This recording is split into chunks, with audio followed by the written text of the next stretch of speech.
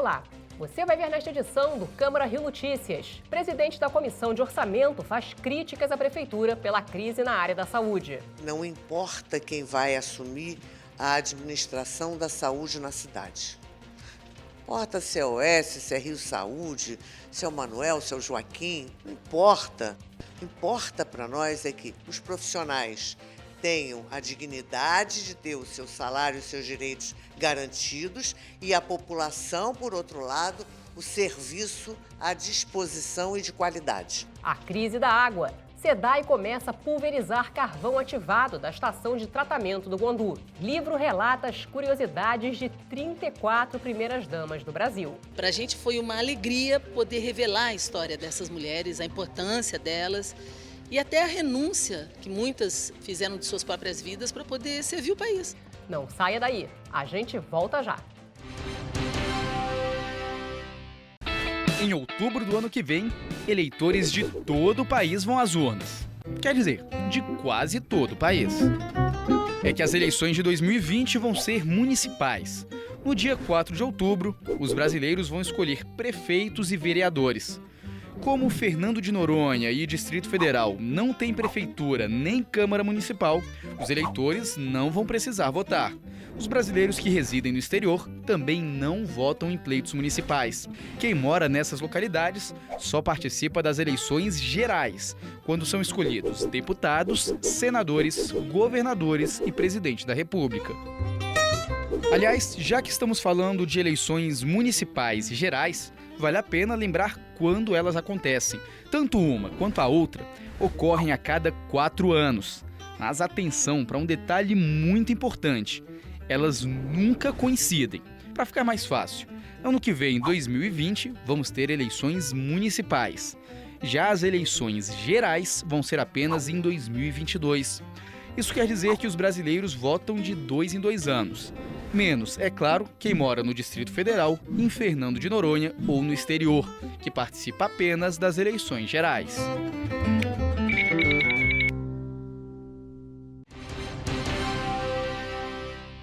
A gente começa esta edição do Câmara Rio Notícias falando sobre a situação da saúde na capital do estado. Esta semana, a Justiça determinou a suspensão da demissão de 5.300 funcionários da organização social Viva Rio. A dispensa foi anunciada após a Prefeitura do Rio ter rescindido o contrato com a OS. Para a presidente da Comissão Permanente de Orçamento e Finanças da Câmara Municipal, quem sofre com a instabilidade é a população. Rosa Fernandes falou à nossa reportagem sobre a crise da saúde. Crise anunciada. Essa discussão é uma discussão que a gente já vem travando há mais de 2 anos. A gente está alertando essa questão desde a primeira discussão, do início dessa administração, em relação ao orçamento da saúde. Então, assim, é bater na mesma tecla, não tinha eco, não tinha apoio, não tinha retaguarda, mas alguns vereadores vêm, ao longo desse tempo, chamando a atenção e as preocupações que se tem em relação à saúde. No caso da OS, é bom registrar que não importa quem vai assumir a administração da saúde na cidade. Não importa se é Oeste, se é Rio Saúde, se é o Manuel, se é o Joaquim, não importa. O que importa para nós é que os profissionais tenham a dignidade de ter o seu salário e os seus direitos garantidos e a população, por outro lado, o serviço à disposição e de qualidade. Orçamento. O orçamento foi votado em meados de dezembro, ou seja, há um mês atrás. E esse orçamento não tinha nenhuma rubrica de mudança de OS para Rio Saúde. O que se conclui que essa decisão e essa mudança não tem um mês.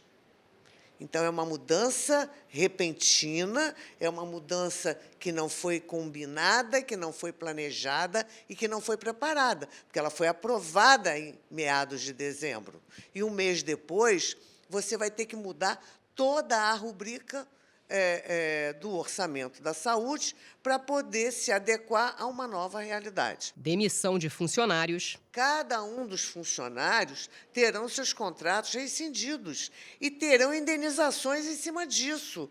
Isso é prejuízo também. Então, não adianta dizer que é X, é X vezes 2. Não é 100, é 200. Não é 50, é muito mais do que isso. No momento em que a gente tem dificuldade financeira, em que está contando as moedas para garantir a folha de pagamento do servidor, você joga dinheiro no ralo, joga dinheiro no lixo, cria despesa. Também não pode pegar essas pessoas, o funcionário, e mandar embora como se fosse algo descartável. Não é pegar e toma, vai embora.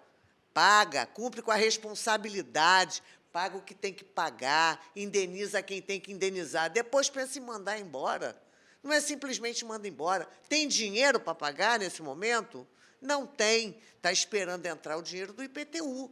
Só vai ter dinheiro quando receber a parcela única do IPTU. Aí sim vai ter dinheiro, que seria dinheiro para investir no ano de 2020. Mas vamos começar a pagar 2019. 2020, fica como? Atendimento à população. Eu acho que não se tem noção que você tem idoso, você tem gestante, você tem criança, você tem o cidadão que precisa do acompanhamento e da continuidade do tratamento que ele já iniciou. Aí, a cada momento, ou tem uma greve, ou manda embora, e começa tudo de novo. Quem sofre é a população. Ela fica assim, será que tem atendimento hoje na clínica da família? Será que o médico vai estar lá hoje? Será que está em greve? Olha a insegurança, a angústia que a população vive em relação a tudo isso. E a gente fala agora sobre a crise da água. O governador Wilson Witzel fez nesta quinta-feira uma visita técnica à estação de tratamento do Guandu. A ida do governador aconteceu no mesmo dia em que a SEDAI iniciou o tratamento com carvão ativado. A Companhia Estadual de Águas e Esgotos do Rio de Janeiro começou a pulverizar carvão ativado na estação de tratamento do Guandu, em Nova Iguaçu, na Baixada Fluminense, nesta quinta-feira. No entanto, a SEDAI não informou um prazo para que o odor e o sabor da água voltem ao normal. O material de carbono vai atuar para que a água não chegue mais às torneiras, escurecida e com cheiro causado pela geosmina. Esse composto orgânico, resultado da presença de cianobactérias na água, que se alimentam de algas ou coliformes fecais, é, de acordo com a SEDAI, a causa das alterações verificadas desde o começo do ano por moradores de bairros do Rio e de 6 municípios da Baixada, mas não oferece risco à saúde, ainda segundo a companhia. A Comissão Permanente de Meio Ambiente da Câmara dos Vereadores se reuniu na última quarta-feira durante o período de recesso parlamentar com especialistas e representantes da sociedade civil para discutir a questão. Técnicos da UFRJ e pesquisadores da Fiocruz apontaram fragilidades no processo de tratamento. De acordo com o vereador Renato Cinco, presidente da comissão, o encontro foi inconclusivo, já que nem mesmo os estudiosos podem confirmar o motivo da turbidez e odor forte na água fornecida no Rio de Janeiro.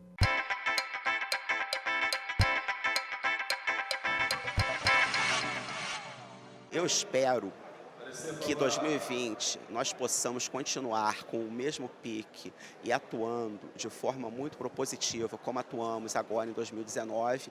Eu entendo que a Prefeitura, do jeito que está, de mal a pior, nós enfrentaremos 2020 uma situação muito mais difícil do que agora em 2019, mas não podemos perder as esperanças.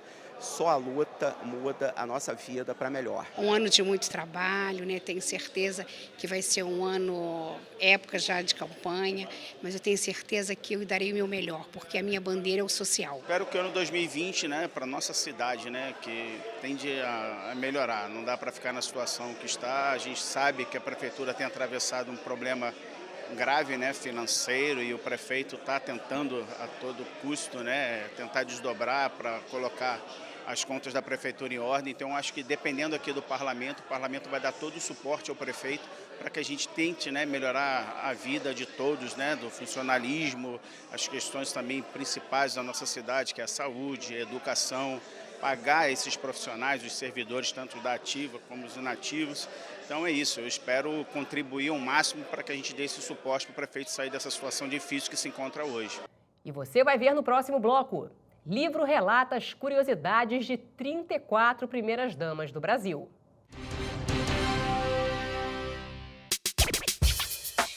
Uma conversa sobre os principais assuntos da cidade. Fique por dentro das opiniões de especialistas e pesquisadores. Rio em Pauta, toda sexta, às 14h. A Procuradoria-Geral do município do Rio pediu a reabertura das arenas olímpicas instaladas na cidade. As instalações estão fechadas desde o dia 15, quando o Tribunal Regional Federal da 2ª Região concedeu liminar determinando a interdição dos parques Olímpico na Barra e o Radical de Deodoro. O motivo para o fechamento, segundo o Ministério Público Federal, é a falta de licenças fundamentais para a segurança dos locais. A Procuradoria-Geral do município alega que a interdição traz prejuízos para o treinamento dos atletas que utilizam as instalações no Rio como preparação para os Jogos Olímpicos de Tóquio daqui a 6 meses. E a principal honraria concedida pela Prefeitura abraçou o mundo do samba.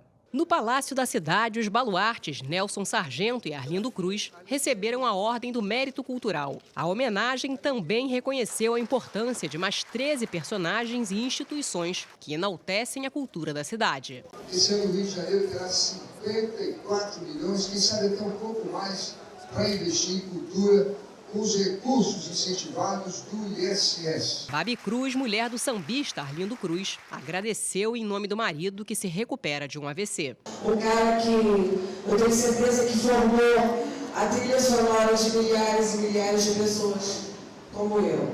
A festa terminou com a apresentação da Escola de Samba Mirim, Império do Futuro.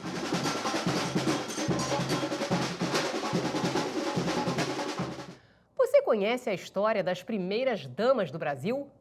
Um livro escrito pelos jornalistas Murilo Fiuza de Mello e Cissa Guedes revela as curiosidades e dramas pessoais de 34 dessas mulheres. Qual o papel da primeira-dama? Qual a representatividade dessas mulheres na construção do país? Essas e outras respostas estão no livro Todas as Mulheres dos Presidentes, uma alusão ao filme Todos os Homens do Presidente, que conta o caso de corrupção que culminou na renúncia do presidente americano Richard Nixon em 1972.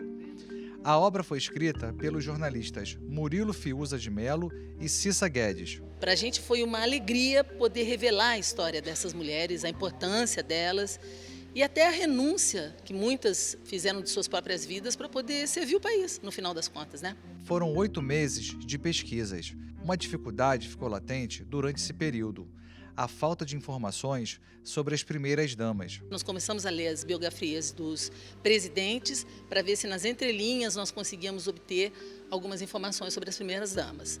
E procurando muito anúncio de jornal, mas o fato é que, reportagens de jornal, né? Mas o fato é que as primeiras damas, elas apareciam ou quando casavam ou quando morriam, uma referência a elas. Eu estou no Palácio do Catete, no Museu da República. Por aqui passaram muitos presidentes e, claro, primeiras damas. Uma delas se chama Darcy Vargas, esposa de Getúlio Vargas. Darcy Vargas foi muito mais do que a mulher do chefe da nação. Ela criou e apoiou projetos para a população mais pobre. Foi quando a figura da primeira-dama passou a ser vista como responsável por políticas sociais dentro do governo.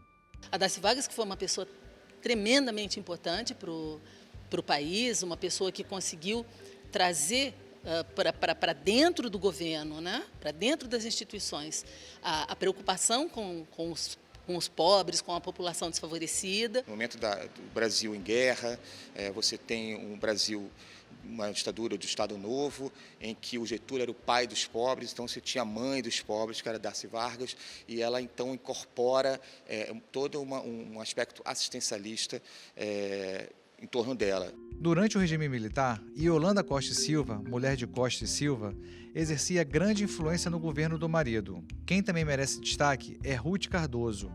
Casada com Fernando Henrique Cardoso, ela implementou políticas sociais. A gente tem a figura da Ruth Cardoso, que ela fez um trabalho realmente singular, né? Ela iniciou um processo de realmente a gente ter uma política social pública, de fato, cria o Comunidade Solidária, e o Comunidade Solidária ele consegue reunir ONGs e todos os projetos sociais numa só linha política ou a linha social, que era atender a segurança alimentar e o combate ao analfabetismo. O livro traz ainda algumas curiosidades sobre as primeiras damas.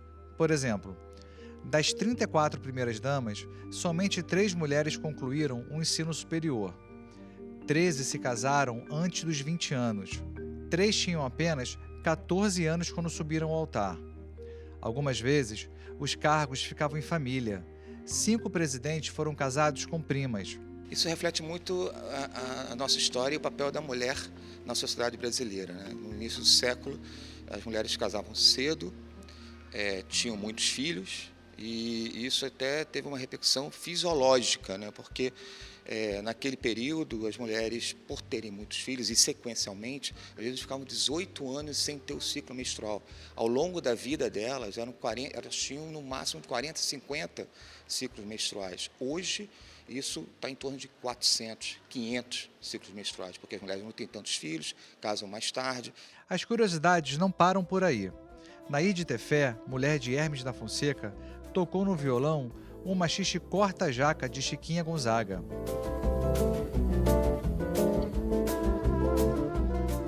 Fã de futebol, Jandira Carvalho de Oliveira foi jogadora do time montado por Café Filho. O marido era vice-presidente quando Getúlio assinou um decreto que proibiu o esporte para as mulheres. Carmela Dutra foi decisiva na proibição dos cassinos, assinada pelo marido Eurico Gaspar Dutra. O cargo de primeira-dama é um cargo bastante sacrificado. Então, de uma forma ou de outra, elas se doaram à nação, porque é um cargo que não é previsto na Constituição, não tem remuneração, não tem descanso e é de uma cobrança absurda, né? A gente vive num momento de uma nova onda do movimento feminista. Então, acho que a figura, o cargo da primeira-dama, embora ela não seja eleita, né, ela acaba indo para o governo por conta de uma situação circunstancial, mas ela tem que exercer aquele cargo. Ela hoje, acho que a figura da primeira-dama, ela é muito importante para afirmar a presença da mulher.